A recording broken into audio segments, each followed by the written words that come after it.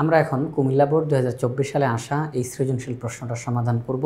আপনারা সবার প্রথমেই সৃজনশীল প্রশ্নটির এখানে কিউআর কোড দেখতে পাচ্ছেন। আমাদের ইজি ম্যাথ বইয়ের প্রত্যেকটা অঙ্কের পাশে এরকম কিউআর কোড দেওয়া থাকবে, যে কিউআর কোডটি স্ক্যান করলে আপনি ওই প্রশ্নটার সমাধানের ভিডিও দেখতে পাবেন, যেটা আপনাদের জন্য অনেক উপকারী। তো আশা করব আপনারা সবাই ইজি ম্যাথ বইটি সংগ্রহ করে ফেলবেন ইনশাআল্লাহ। তো আমরা কুমিল্লা বোর্ড 2024 সালে আসা এই সৃজনশীল প্রশ্নটার উদ্দীপকে কিছু তথ্য দেওয়া আছে। এখানে বলা হয়েছে R equal to x comma y, একটা ক্রমজোড় অথবা একটা অন্বয়। সেখানে এক্স এ এর অন্তর্ভুক্ত, ওয়াই এ এর অন্তর্ভুক্ত, X minus Y plus two equal to 0। কয়েকটা কথা বলা হয়েছে। এক্স প্রথমে বসবে, ওয়াই দ্বিতীয়তে বসবে। এক্সের মান এ এর ভিতর থেকে আসবে, ওয়াই এর মানও এ এর ভিতর থেকে আসবে। X minus Y plus two equal to 0, এইটাও আমাদেরকে মানতে হবে। এবার এই যে এক্স এ এর ভিতর থেকে আসবে, ওয়াই এ এর ভিতর থেকে আসবে, তো এই যে এ এখানে দেওয়া রয়েছে এ ইকুয়াল টু -3, -2, -1, 0, 1। আরেকটা তথ্য, F of X equal to 1 plus X cube plus X to the power 6 divided by X cube. আমাদেরকে ক নাম্বার প্রশ্নে বলল এ সেটটিকে, এই যে এ সেটটিকে সেট গঠন পদ্ধতিতে প্রকাশ করো। এখানে আমরা দেখতেছি প্রত্যেকটা উপাদান নির্দিষ্ট করে দেওয়া আছে, অর্থাৎ তালিকা পদ্ধতিতে আছে। আর আমাদেরকে বলছে সেট গঠন পদ্ধতিতে প্রকাশ করো, অর্থাৎ শর্ত দিব আমরা, শর্ত দেওয়ার মাধ্যমে আমরা সেটটাকে তুলে ধরব। নির্দিষ্ট করে সংখ্যাগুলো বলবো না, একটা সীমানা দিয়ে দিব, এত থেকে এতর মধ্যে হবে, এরকম সীমানা দিয়ে দিব। খ নাম্বার প্রশ্ন, আর অন্যটিকে, এই যে আর অন্যটিকে তালিকা পদ্ধতিতে প্রকাশ করে ডোমেন নির্ণয় করো। গ নাম্বার প্রশ্ন, দেখাও যে f of x square equal to f of x to the power -2, অর্থাৎ এফ অফ এক্স স্কোয়ারের যে রেজাল্ট আসে, f of x to the power -2 সেই একই রেজাল্ট আসে, দুই পক্ষ সমান, এটা আমাদেরকে দেখাইতে হবে। তাহলে চলেন আমরা সম্পূর্ণ প্রশ্নটা সমাধান করি। সবার প্রথমে ক নাম্বার প্রশ্নে যেটা আমাদেরকে জিজ্ঞাসা করলো, এ সেটটিকে সেট গঠন পদ্ধতিতে প্রকাশ করো। আমরা দেখতে পাচ্ছি এ সেটের মধ্যে যেই উপাদানগুলো এখানে দেওয়া রয়েছে, -3, -2, -1, 0, 1, এই সবগুলো উপাদান পূর্ণ সংখ্যা। এখানে আমাদের ধনাত্মকও আছে, ঋণাত্মকও আছে, আবার জিরোও আছে। হ্যাঁ, তাহলে এটা পূর্ণ সংখ্যার অন্তর্ভুক্ত, একেবারে ওই শুধু স্বাভাবিক সংখ্যা আমরা এখানে বলবো না, যেহেতু ঋণাত্মক সংখ্যা আছে, 0 আছে। যদি এরকম থাকতো যে 1, 2, 3, 4, 5, তাহলে আমরা এটা স্বাভাবিক সংখ্যা বলতে পারতাম। কিন্তু এখানে আমাদের ঋণাত্মক সংখ্যা আছে, 0 আছে, ধনাত্মক সংখ্যা আছে, তাহলে এটা পরিপূর্ণভাবে পূর্ণ সংখ্যা, অর্থাৎ জেড পূর্ণ সংখ্যার সেটের অন্তর্ভুক্ত হবে। এবার তাহলে আমরা বুঝলাম যে এখানের সংখ্যাগুলো সব পূর্ণ সংখ্যার সেটের অন্তর্ভুক্ত। এবার এটা একটা সীমানা দেখতেছি আমরা, যে -3, -2, -1, 0, 1। তার মানে পূর্ণ সংখ্যাগুলো -3 এর সমান বা বড়, +1 এর সমান বা ছোট।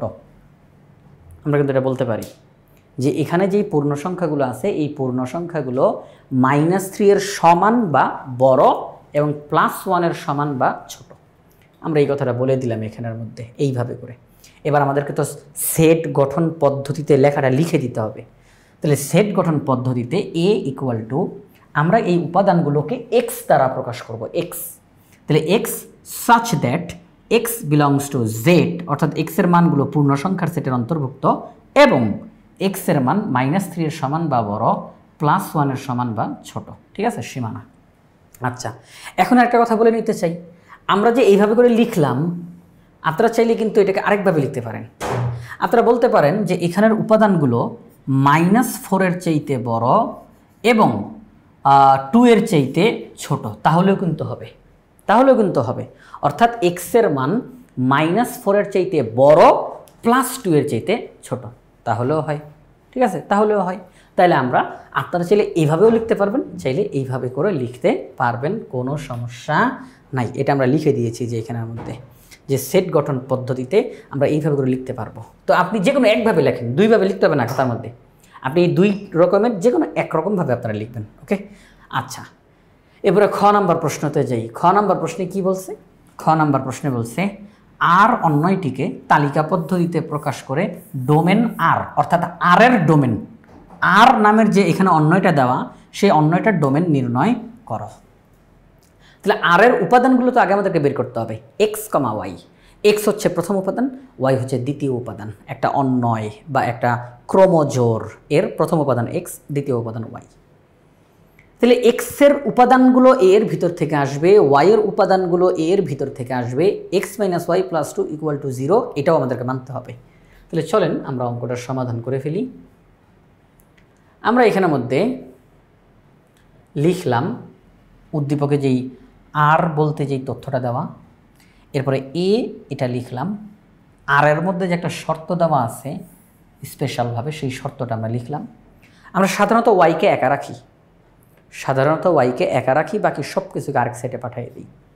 তাহলে আমরা ওয়াইকে রাখলাম, Y equal to X plus 2। বলবেন এটা কীভাবে করি?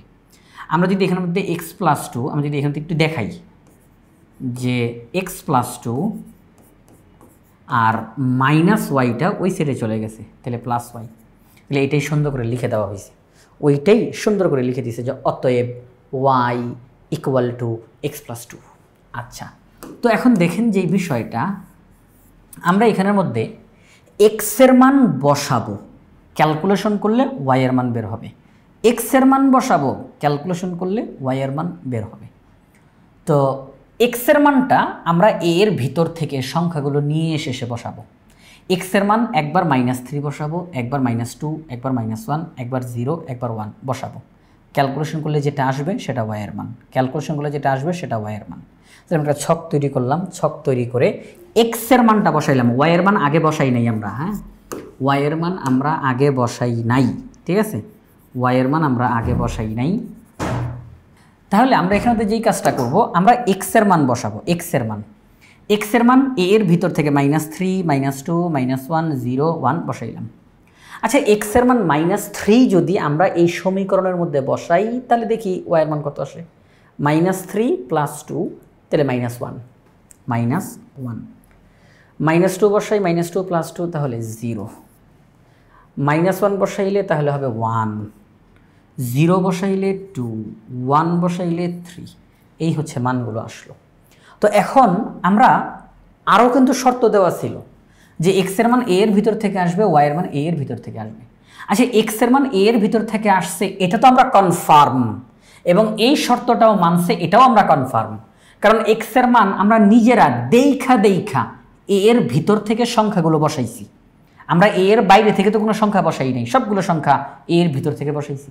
তাহলে এক্স বিলংস টু এ, এটা ঠিক আছে। এবং মানগুলো কিন্তু আমরা X minus Y plus 2 equal to 0 এই সমীকরণের মধ্যেই বসাইছি, তাহলে এটাও মানছে। এখন দেখার পালা এটা মানছে কিনা, ওয়াই বিলংস টু এ হইছে কিনা, এটা আমরা এখন দেখব। আমরা দেখতেছি ওয়াইয়ের মান -1 বের হয়েছে, এখানে আছে 0 বের হয়েছে, আছে 1, 2, 1 আছে কিন্তু 2 নাই।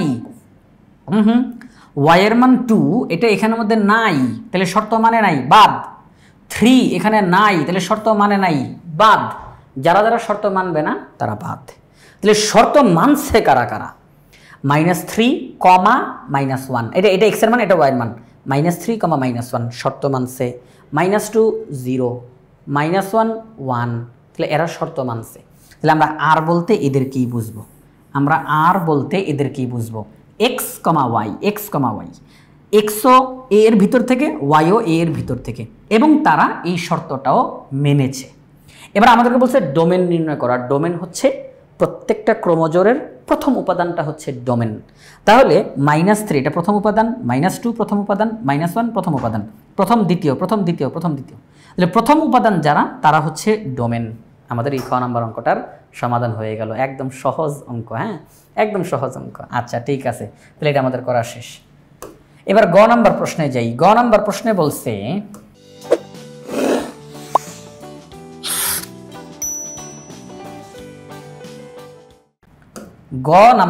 বলছে দেখাও যে f of x² equal to f of x to the power -2।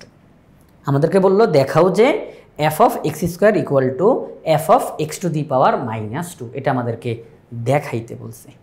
তাহলে সেই ক্ষেত্রে এটা যে আমরা দেখাবো, তাহলে আমাদের উদ্দীপকে f of x দেওয়া আছে, উদ্দীপকে এটা দেওয়া আছে f of x equal to 1 plus x³ plus x to the power 6 divided by x³, এটা দেওয়া আছে। আমরা এখন f of x² নির্ণয় করব। এরপর আমরা f of x to the power -2 নির্ণয় করব দুইবার। উদ্দীপকে যেটা দেওয়া ওখানে এক্সের জায়গায় একবার এক্স স্কোয়ার বসাবো, দেখবো রেজাল্ট কি আসে, আরেকবার এক্সের জায়গায় x⁻² বসাবো, দেখবো কত আসে। এবং এই দুইটার রেজাল্টই সমান হবে, যেহেতু তারা দেখাও বলছে। কারণ প্রশ্ন যদি দেখাও যে প্রমাণ করো যে এই কথা যদি বলে আর বলার পরে তারা যেটা দিবে সেটা সত্য হবে। যদি বলে যে দেখাও যে এইটার সমান এইটা, তাহলে এটা সত্য হবে। প্রশ্ন যদি বলে যে দেখাও যে গরু সমান ছাগল, এটা সত্য হবে, কিছু করার নেই। প্রশ্ন এটা বললে এটা হবে, ঠিক আছে। আচ্ছা, তাহলে দেখেন দেখাও যে এইটা সমান এইটা, ওকে ফাইন। তো এখন দেখেন যে বিষয়টা আমরা, আচ্ছা ওই যে গরু ছাগল সমান হঠাৎ করে মাত্রার মধ্যে মনে পড়ল, হাতে প্রমাণ করবেন কেমনি? বলবেন গরু এবং ছাগল দুইটি আর কি, ওই যে 4টা পা আছে, লেজ আছে, 2টা কান আছে, এগুলা বলবেন। এবং 2টি আর কি প্রাণী, মানুষ না, 2টি প্রাণী, এইভাবে করে বলবেন না, 2টা একই শ্রেণীর অন্তর্ভুক্ত হয়ে গেছে। আচ্ছা ঠিক আছে, একটু মজা করলাম। আসেন একটু যেই বিষয়টাতে যাই। তাহলে আমরা উদ্দীপকের f(x)কে লিখব, লিখে এক্সের জায়গায় x², এক্সের জায়গায় x⁻² বসাবো। আচ্ছা, তাহলে আমরা এখন এখানের মধ্যে উঠাবো, একদম সহজ অঙ্ক। আর আমাদের ইজি হায়ার ম্যাথ, এই যে ইজি ম্যাথ বইয়ে প্রত্যেকটা অঙ্ক একদম সহজভাবে সুন্দর করে লিখে দেওয়া হয়েছে।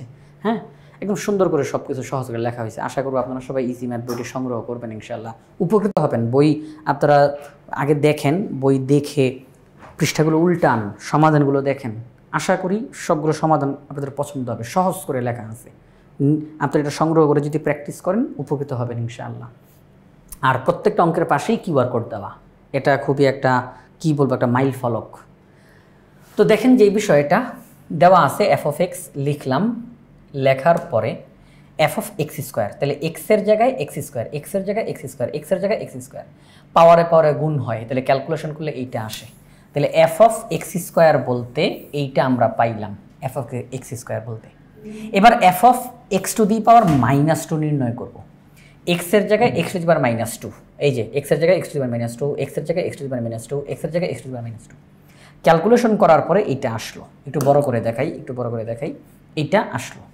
আচ্ছা, x⁻6 মানে কি? 1/x⁻6, তার কারণ x⁻6, আমরা জানি যে পাওয়ারের মধ্যে যদি মাইনাস চিহ্ন থাকে তাহলে একটা 1 দিতে হয়, একটা ভাগ চিহ্ন দিতে হয়, এরপরে নিচে গিয়ে মাইনাসটা বাদে বাকি অংশটা লিখে দিতে হয়।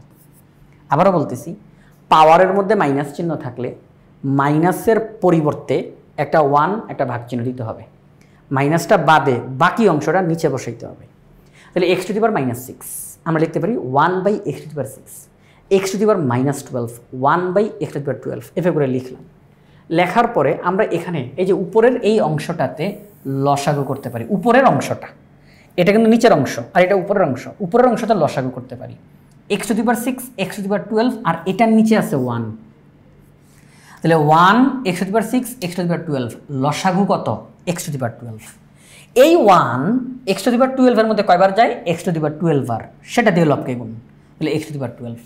x⁻6 x⁻12 এর মধ্যে কয়বার যায়? x⁻6 বার যায়। আপনারা বলবেন স্যার 2 বার যাওয়ার কথা তো, 6 × 12। না না না, এটা তো চল, এই যে পাওয়ারের অঙ্ক, সূচকের অঙ্ক, আমি একটু লিখে দেখাই। x⁻12 এর মধ্যে x⁻6 কয়বার যায়? এই যে লসাগুর মধ্যে এই হর কয়বার যায়? তাহলে আমরা লসাগুকে ভাগ করব হর দ্বারা। তাহলে এখন দেখেন, যেহেতু ভিত্তি একই, মাঝখানে ভাগ চিহ্ন, তাহলে পাওয়ার থেকে পাওয়ার বিয়োগ হবে, তাহলে x⁻12 - 6 অর্থাৎ x⁻6। ওকে, ঠিক আছে। তাহলে আমরা লিখলাম যে x⁻6 x⁻12 এর মধ্যে x⁻6 বার যায়, সেটা দিয়ে লবকে গুণ। x⁻12 x⁻12 এর মধ্যে একবার যায়, সেটা দিয়ে লবকে গুণ। ওকে, আর নিচে যা আছে তাই।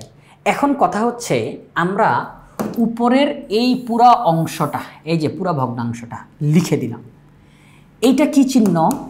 এই যে এটা ভাগ চিহ্ন, এটা ভাগ চিহ্ন। ভাগকে উল্টাইলে গুণ হয়, তাহলে এই যে ভাগকে উল্টাইলে গুণ হয়, তাহলে 1/x এটাও তো উল্টায় যাবে।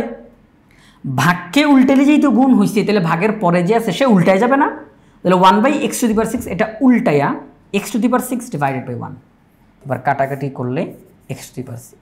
তাহলে উপরের অংশটা লিখলাম আর নিচে হচ্ছে x⁶। আমরা দেখতেছি f অফ x স্কোয়ার, এই যে f অফ x স্কোয়ার দ্বারা যেই রেজাল্ট আসছে f অফ x⁻² দ্বারা সেই একই রেজাল্ট আসছে। একটু আগে মুছে দিই, তাহলে জিনিসটা একটু ক্লিয়ার হবে না আপনারা। এই যে f অফ x স্কোয়ার দ্বারা যেই রেজাল্ট আসছে f অফ x⁻² দ্বারা সেই একই রেজাল্ট আসছে। তাহলে পরস্পর সমান, f of x square f of x⁻², দুইটার ফলাফল সমান। তাহলে আমরা এটাই লিখে দিব এখানের মধ্যে। আমাদের তারা বলছিল দেখাইতে, তার মানে দেখাই দিছি, একদম অঙ্ক করে দেখাই দিছি। তাহলে f of x square equal to f of x⁻² দেখানো হলো। তাহলে আমাদের এই অঙ্কটা ছিল হচ্ছে গিয়ে কুমিল্লা বোর্ড 2024। তো কুমিল্লা বোর্ড 2024-এর এই সৃজনশীল প্রশ্নটা আমরা সমাধান করে ফেললাম।